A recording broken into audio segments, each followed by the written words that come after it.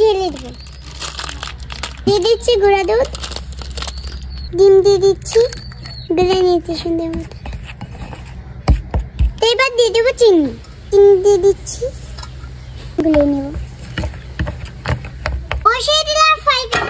তো এবার আমি স্ট্যান্ড বসিয়ে দিলাম সুন্দর মতন। তো এবার দিয়ে দিচ্ছি পানি। তো এবার বসিয়ে দিচ্ছি ডিম, চুলাটা জ্বালিয়ে দিচ্ছি, ঢেকে দিয়ে দিচ্ছি, কিছুক্ষণ সময় অপেক্ষা করব। দেখুন, ওয়াও কত সুন্দর হয়েছে। তো এবার আমি নামিয়ে নেব। দেখছি কত সুন্দর ফুলেছে, এই যে দেখুন। তো এবার আমি খেয়ে জানাবো কেমন মজা হয়েছে। বিসমিল্লাহ।